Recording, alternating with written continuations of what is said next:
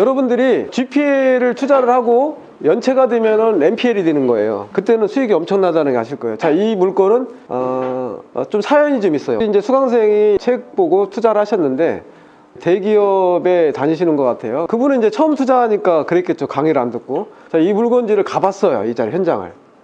본인이 대출하려고. 굳이 여기까지 가보지 않아도 되는데. 그리고 1순위인데 1순위. 그러니까 강의를 안 듣고 하시는 분들이 이런 문제점이에요. 아파트 담보 잡고 돈 빌려주는데 별 문제야. 그렇게 생각을 하시는데 다양한 문제점들이 있었어요. 자, 이 사람은 이걸 말소하고 이걸 말소하고 1순위로 들어갔어요. 1순위 들어가는데 이분이 3개월이 연체가 되니까 경매 신청을 했어요. 3개월 연체가 되니까. 우리는 60일이 연체가 되면 당연기한의 상실로 경매 신청을 할 수가 있어요. 그리고 20%를 받을 수가 있어요. 이 사람이 미용실을 2개를 운영을 했어요. 채권자는 미용실까지 찾아가 봤대.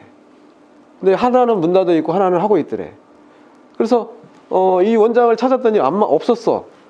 근데 이제 경매가 들어가니까 이 사람이 경매 비용하고 그 다음에 3개월 이자를 다 냈어. 그럼 경매 비용이 환급이 돼요. 여러분이 배당 받을 때는 한 52% 환급을 받고 중간에 환급 받을 때는 60% 70% 환급을 받아요.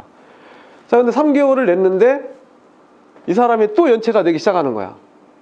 그러니까 이제 이분이 또 경매를 또 넣어달라. 그래서 내가 전화를 했죠. 도대체 경매에 취하해놓고 왜 이자를 또 밀리냐 그랬더니 이 사람이 하는 얘기가, 제가 술도 안 먹는데 간이 안 좋아가지고 간 이식 수술을 받았습니다. 지금 병원에 있습니다. 충분히 해결할 테니까 좀만 기다려달라고 하세요. 채권자한테 연락을 했어요. 경매비용 환급금이 이거 한 달 이자가 넘는다. 그거를 일단 대체를 하라. 알았대. 그리고 이제 경매비용 환급이 한 달 넘어갔는데 또 연체가 됐어. 또 경매 신청을 해달래. 제가 또 착하잖아요.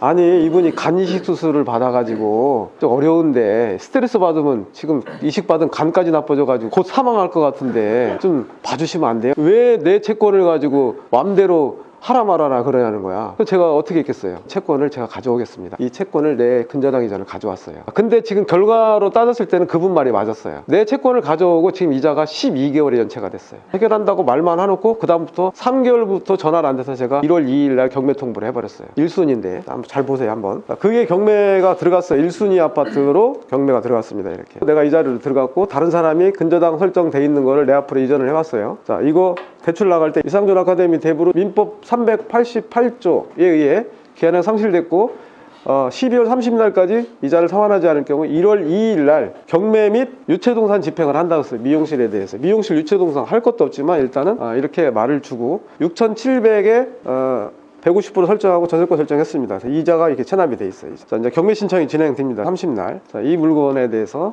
1순위로 부동산 임의 경매 신청을 했어요. 자, 이렇게 여러분들이 가지고 있는 채권이 경매 신청을 하고 싶을 때, 자, 이 법무사님한테 하시면 돼요. 근저당 설정할 때 등록세, 교육세, 농특세, 그 다음에 국민주택 채권 구입을 하듯이 경매도 똑같이 이렇게 들어가야 돼. 이분은 전자소송을 했어. 전자소송하는 방법 말씀드릴게요. 자, 배달을 하고 청구 금액을 이렇게 했어. 자, 여기 보면은 청구 금액을 얼마를 했어요? 자, 여러분들이 경매 신청을 할 때 방법이에요. 원래 일반인들이 할 때는 원금 6,700에 아까 이자 체납된 거 900만 원이면은 7,600 이 금액으로 해야 돼. 근데 나는 채권 최고액으로 신청을 했어요. 그럼 배당 받을 때 이 금액으로 배당 받을 수가 있다. 경매 신청, 청구의 채권, 담보물의 표시뿐만 아니라 신청 취지, 신청 이유 이렇게 돼 있습니다. 민사집행, 민사특별법에 의해서 자, 이자 약정서 들어있고 청구 금액 수정했습니다. 여기 첨부할 서류는 여러분들이 실제로 경매 신청할 때 첨부할 서류가 뭐예요? 여러분들이 가지고 있는 서류 중에 소비대체 약정서나 대부울의 표준 약정서 있죠?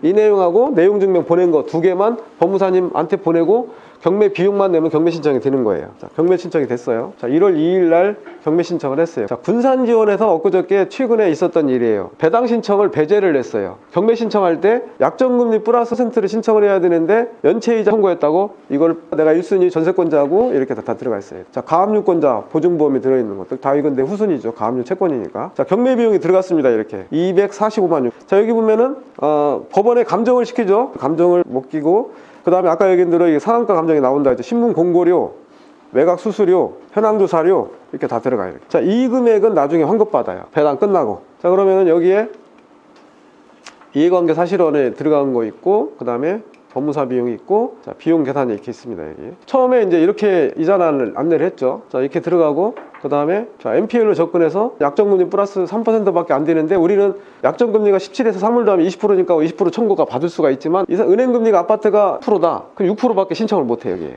그러니까 우리가 결국은 2순위로 나가도 선순위가 약정금리 플러스 3%밖에 못 받으니까 후순위가 안전하다. 1순위가 원금과 이자가 상환이 된다. 채무자가 직업이 있다 이런 것 때문에 안전하다는 얘기를 했어요. 자, 접수 쭉 나오고 자, 대법원 소송을 했어요. 전자소송으로. 여러분들이 전자소송하는 방법은 어떻게 할까요? 자, 이걸 경매를 전자소송을 했어. 그러면 여러분들이 들어가는 비용은 240만 원 중에 140만 원이면 끝나는 거예요. 자, 전자소송하는 방법을 말로 설명을 드리면은 여러분이 대법원에 들어가서 법인 공인인증서를 깔고 전자등록을 하게 되면은 여기에다가 이 폼이 있어요. 청구의 취지와 원인에 대해서 여러분들 신청을 하시면 돼요. 경매가 낙찰이 돼도 배당표가 거기에 올라와요. 자동으로. 그리고 대여금 청구 소송도 마찬가지고 지급명령도 마찬가지예요. 그렇게 신청을 하시면 돼요. 자, 배당금 신청할 때 여러분들이 이 경매가 끝나고 내가 1순위 원금 6,700하고 이자 예를 들어 한 3,000을 받았어요. 그러면 1억 원을 받게 되는데 1억 원에 대해서 배당 신청을 할 때 내가 군산지방법원에 가야 되나요? 여기서 3시간 걸려서? 안 가도 돼요. 안 가도 되는 방법이 이 내용입니다. 잘 한번 보세요. 자, 배당은 통상 배당표를 작성을 하지만 여러분들이 채권자니까 배당표를 팩스로 보내주세요.